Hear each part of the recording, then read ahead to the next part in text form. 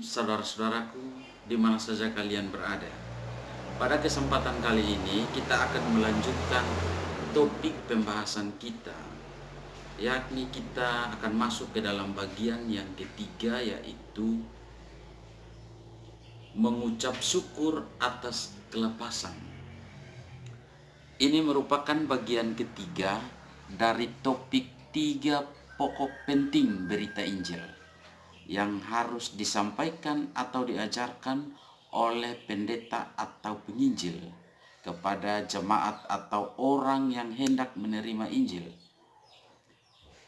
Saudara-saudara, setelah kita mempelajari bagian pertama, yaitu dosa dan kesengsaraan manusia, maka selanjutnya kita mempelajari bagian kedua, yaitu tentang kelepasan manusia dari hukuman dosa oleh Kristus.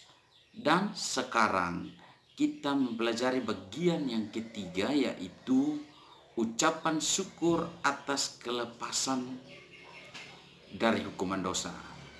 Karena itu mari kita perhatikan Kolose pasal 1 ayat 12 dan 13. Dan mengucap syukur dengan sukacita kepada Bapa yang melayakkan kamu untuk mendapatkan bagian dalam apa yang ditentukan untuk orang-orang kudus di dalam kerajaan terang. Ia telah melepaskan kita dari kuasa kegelapan dan memindahkan kita ke dalam kerajaan anaknya yang kekasih. Saudaraku yang terkasih di dalam Tuhan, setelah manusia dilepaskan oleh Kristus dari hukuman dosa, maka manusia harus mengucap syukur atas kelepasan itu. Karena itu ada 3 hal penting yang kita pelajari terkait ucapan syukur. Pertama, apa itu ucapan syukur? Karena itu mari kita perhatikan Kolose pasal 1 ayat 12 lagi. Dalam terjemahan yang lain, yaitu terjemahan bahasa Indonesia sehari-hari. Dan dengan ucapan terima kasih kepada, atau dengan sabar atau dengan senang hati, ucapan terima kasih kepada,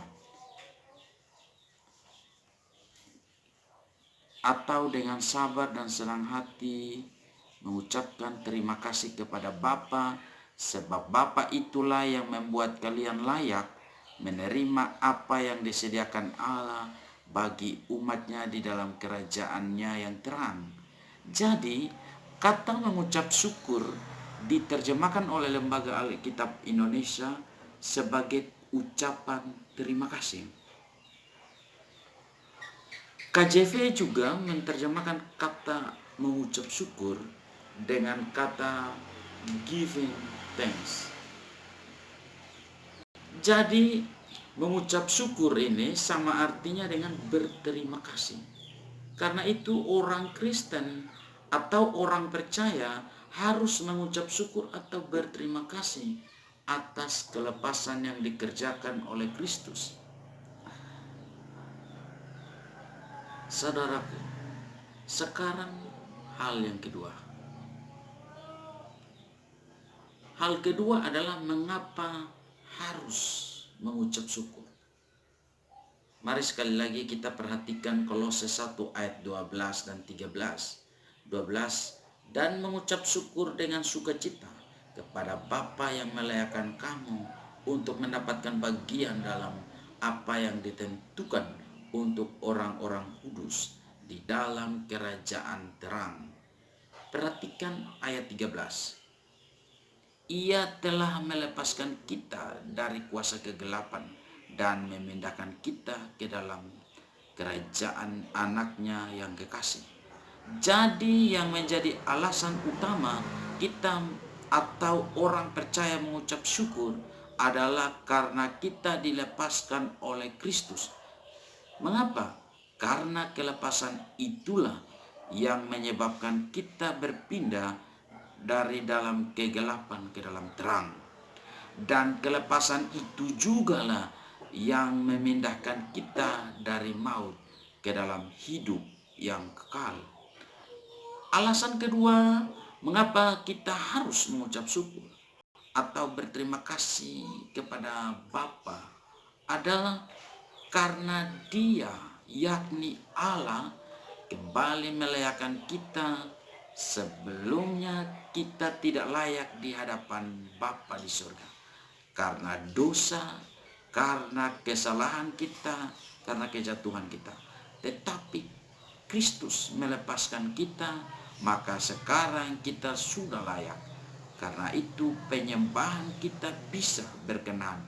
Kita bisa berdoa atau meminta kepada Bapa di dalam nama Yesus. Dan kita bisa layak memanggilnya Bapa, dan Ia menerima kita sebagai anak. Karena itu selalu mengucap syukur atau berterima kasih karena kita sudah dilepaskan. Jangan hanya mau berterima kasih pada saat terima berkat jasmani, sembuh dari penyakit fisik, berhasil dalam usaha, bisnis dan lain-lain, tetapi mengucap syukur atas semuanya itu memang tidak salah. Tetapi jangan hal-hal jasmania itulah yang menjadi dasar utama kita mengucap syukur. Tetapi yang harus menjadi dasar utama adalah kelepasan dari hukuman dosa oleh Kristus. Barulah kita berterima kasih atas hal-hal yang lain. Dan sekarang kita pelajari hal yang terakhir. Yang ketiga, bagaimana manusia mengucap syukur atas kelepasan itu. Manusia berterima kasih kepada Allah dengan cara mempersembahkan hidupnya sebagai persembahan yang hidup dan berkenan. Roma 12 ayat 1. Kedua, manusia memuliakan Tuhan dengan hidupnya. 1 Korintus 6 ayat yang ke-20. Dan cara yang berikut adalah manusia berterima kasih dengan cara berbuat baik, yaitu dengan cara mentaati firman Tuhan. Saudara yang terkasih dalam Tuhan, jikalau saudara menyadari bahwa saudara adalah orang berdosa patut dihukum, dan tidak ada satu cara pun yang mampu melepaskan saudara, hanya melalui Kristus. Kristuslah yang melepaskan saudara, membebaskan saudara. Dan ketika saudara sadar atau mengetahui bahwa Kristus telah melepaskan saudara, maka selanjutnya saudara dituntut untuk mengucap syukur. Pertanyaannya, sudahkah saudara mengucap syukur dengan cara berbuat baik, persembahkan hidup untuk Tuhan, dan memuliakan Tuhan dengan hidup? Pikirkan itu semua. Dan jikalau belum percaya Tuhan Yesus, segeralah percaya. Atau saudara sudah percaya tetapi saudara belum berbuat yang baik, mari belajar untuk berbuat baik, untuk menyenangkan hati Tuhan atau berterima kasih atas kelepasan itu. Amin. Terima kasih. Tuhan memberkati saudara.